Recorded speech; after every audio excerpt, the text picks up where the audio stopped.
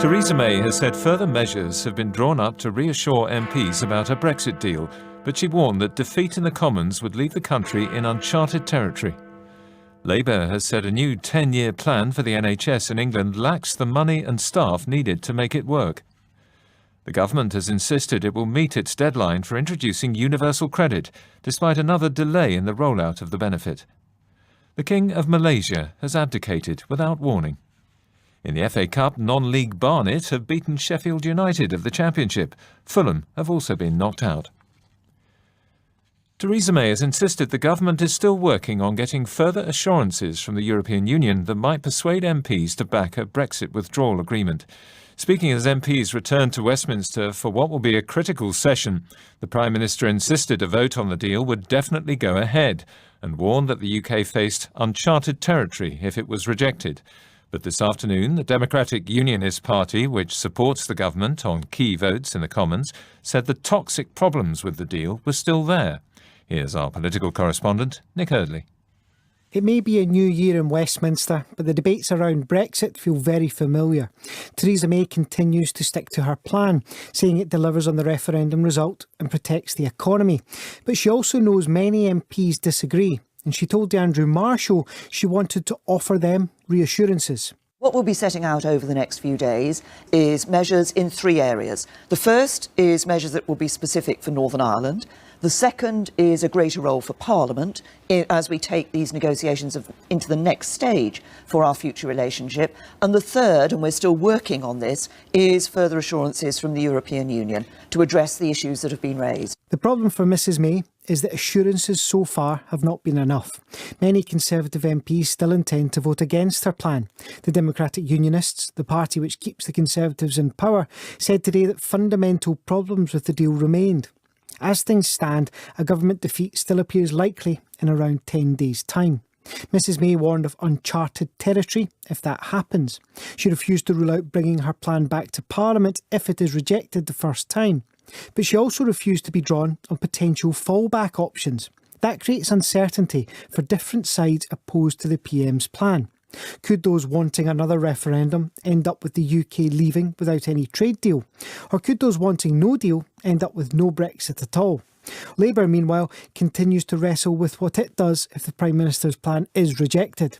A new poll carried out for the People's Vote campaign suggests Labour will be hit at the ballot box if it supports any Brexit deal negotiated by the Conservatives. The YouGov poll also suggests 75% of Labour supporters want a final say on Brexit. The party's shadow Foreign Secretary, Emily Thornberry, set out existing Labour strategy. We would prefer a general election above everything else because we think that that's the old-fashioned way and actually the right way of doing this when you have a government that can't govern. But then we leave all options on the table and that will include a popular vote. The most likely option, I think, is that there'll be a general election. As MPs return to Westminster tomorrow, the Brexit clock continues to tick. Mrs May will host Tory MPs for a reception where she will hope to change some minds. There is still a lot to be resolved in the coming weeks. A long-term plan for the health service will be launched tomorrow by NHS England. Theresa May, who's promised an extra £20.5 billion a year by 2023, has described it as an historic step for the health service. Ministers say special emphasis will be put on prevention as well as cure. But Labour politicians have accused the Conservatives of running down the NHS for years, starving it of cash and of privatising elements. Our health editor Hugh Pym reports. Tomorrow will see the publication of the long-awaited plan which the NHS in England was asked to come up with in return for the government's 5-year funding commitment made last summer. Today, government ministers flagged up some key elements of the plan, including improved maternity care, better disease detection, for example with cancer, and new digital technology helping patients in areas like GP appointments. The Health and Social Care Secretary Matt Hancock said the main focus was on ensuring more people could be looked after away from hospitals.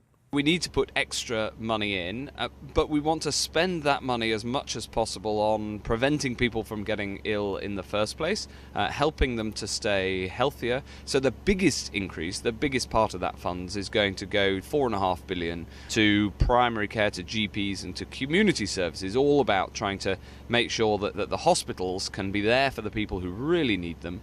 The new funding of 3.4% extra a year in real terms is for the NHS in England. Under the usual formula, that will generate more funding for Scotland, Wales and Northern Ireland.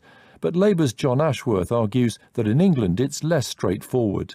You've really got to examine the small print on this, because when you take into account the wider cuts to public health budgets, when you take into account the wider cuts to training budgets, £1 billion worth of cuts in health services this year. So it's actually about an increase of 2.7% under the Tories. And then the public health cuts which are coming, they're going to decimate community public health services. Labour also claims that there's not enough emphasis on the recruitment of new health staff.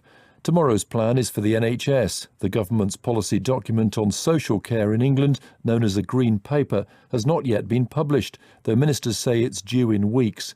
Many have argued that it's hard to judge the health strategy without the plans for social care. The government has insisted that universal credit, which combines benefits into one payment, will be fully implemented on time by the year 2023.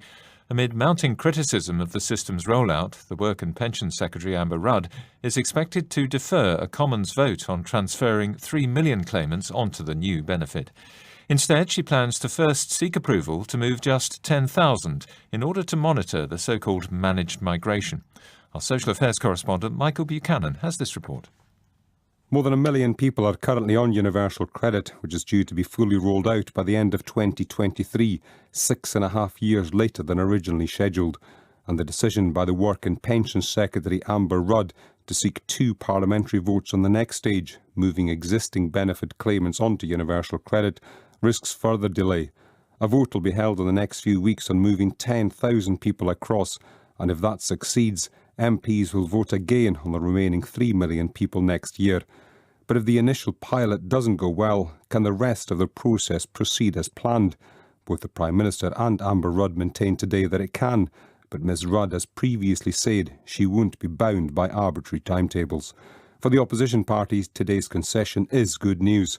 Labour say they hope the government was waking up to the devastating implications of moving millions of people onto what they called a deeply flawed policy, while the SNP, which believes universal credit is broken, said any pause was to be welcomed.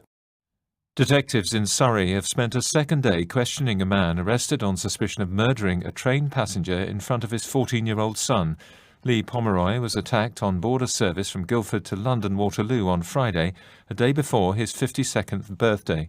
This morning, police were given more time to question the suspect, who was arrested in Farnham. A van driver is being questioned on suspicion of manslaughter after a man died on the A19 in North Tyneside. Nigel Euban Lee, who's 32 and from Ponteland, was hit by a car following an altercation with the driver of a transit van in a lay-by near Newcastle on Thursday morning. The police are appealing for dashcam footage from the time. The van driver has been released under investigation. Malaysia's King, Sultan Muhammad V, has surprised the country by announcing his immediate abdication. No official reason has been given. He's only just returned to royal duties after 2 months on medical leave, a period that's led to renewed speculation about his private life. In Malaysia, monarchs are chosen from 9 royal families and serve for 5 years. This is the first time one has abdicated since the country gained independence from Britain in 1957. Here's our Southeast Asia correspondent, Jonathan Head.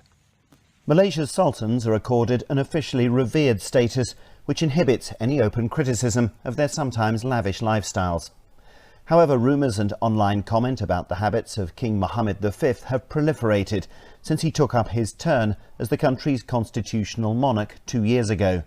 These culminated in reports that he'd married a 25-year-old Russian model in November while on a break from his official duties, a marriage the palace has neither confirmed nor denied. An extraordinary meeting of the Royal Council of Rulers took place earlier this week, at which the King's situation is believed to have been discussed. The King plays a largely ceremonial role in Malaysia, but has the power to confirm the appointment of a Prime Minister and to dissolve Parliament. The current Prime Minister, Mahathir Mohamad, who returned to office in a shock election victory last May, had a tense relationship with the sultans during his previous governments when he attempted to limit their authority. Last week he warned that all Malaysians must be bound by the law, whatever their status. A Saudi woman is stuck at Bangkok International Airport after fleeing her family, whom she believes will kill her for renouncing Islam. The woman, Rahaf Mohammed Al-Qanoun, says her passport was forcibly seized by a Saudi embassy official when she landed in Thailand, preventing her continuing her journey to Australia. But the embassy has denied any official Saudi role in the case. The Thai police say they're in the process of repatriating her. The head of the Democratic Republic of Congo's Electoral Commission has announced that provisional results for last Sunday's presidential election are to be delayed. The Commission, which has been meeting today, said it had received only half of the tallies from the country's 75,000 polling stations. The eventual winner will succeed President Joseph Kabila, who's ruled the country since his father's assassination in 2001. The recently formed Orthodox Church of Ukraine has been formally granted independence, marking an historic split from the Russian Church. A document confirming the process, known as a tomos, will go on display in Ukraine from tomorrow, on what is Orthodox Christmas Day. The leaders of the Russian Orthodox Church had bitterly opposed the breakaway, which is being seen as a reflection of the wider political tensions between Ukraine and Russia. Our correspondent in Kiev, Jonah Fisher, has been monitoring developments. The handing over of the tomos at a ceremony in Istanbul is the final step in a process that recognises Ukraine's Orthodox Church as separate and independent from Russia. The document is now being taken back to Kiev, where it will be put on public display. For Ukraine's political leaders, it's a present they've long wanted. Russia has seized Ukrainian territory and funded a still ongoing rebel uprising in the east. So this represents a rare win over a much larger and more powerful neighbour. The Russian Orthodox Church now faces the possibility of losing millions of followers and control of thousands of parishes in Ukraine. It's already rejected the creation of this new church as illegitimate. Now sport, and there have been more shocks in the third round of the FA Cup. Hugh Wozencroft has the details of all the day's action. Callum Lang's goal, just 2 minutes from full-time, meant Oldham Athletic of the fourth tier shocked Premier League side Fulham in the third round of the FA Cup. Oldham's caretaker manager is 33-year-old local lad Pete Wild, who took over only 11 days ago. Probably the proudest man in Oldham, and I'm sure the 4,000 people travelling back up the country will be proud, and we should be all proud of our little club. Non-league side Barnet of the National League are into round 4 after they shocked the Championship side Sheffield United. Barnet's caretaker manager Darren Curry says it's a result to remember. Sheffield United are a wonderful team, and they're obviously aiming for promotion to the Premier League this year, so you know that sort of adds to our occasion, but you know, a fantastic day in the club's history and hopefully the start of a good period for us. Elsewhere, League One side Doncaster beat Preston North End 3-1. Queen's Park Rangers and Millwall of the Championship went through, joined by Manchester City and Watford of the Premier League after their comfortable wins. Newport of League Two are currently leading Leicester City in the closing minutes of that match. The former England striker Jermaine Defoe has joined Scottish Premiership side Rangers on an 18-month loan deal. In Rugby Union's Premiership, Wasps ended a run of 5 straight league and cup defeats with a 27-16 win over Northampton Saints. England and Wasps lock Joe Launchbury boosted his next Six Nations hopes as he returned following 14 weeks out with a knee injury. I was hoping to play last weekend and obviously just missed out with a small neck twinge from training, so I've been sort of chomping at the bit to play for a while now, and delighted to get back out and help. The knee feels brilliant, sort of all I could ask. I've been looked after extremely well over the last few months, no concerns about the knee whatsoever. In the Pro 14, the Cheetahs beat Zebra, and British number 1 Johanna Konta retired from the final qualifying match before the Sydney International with a neck injury. Hugh Wozencroft. One of the founder members of the Hollies, Eric Haydock, has died at the age of 75. The bass guitarist from Stockport was in the group from 1962 until 1966 and was one of the first British musicians to use a 6-string Fender bass guitar. His former bandmate Bobby Elliott said Eric Haydock helped to provide the platform for the famous Hollies harmony that featured on hits such as I'm Alive, Bus Stop and Just One Look. The headlines again.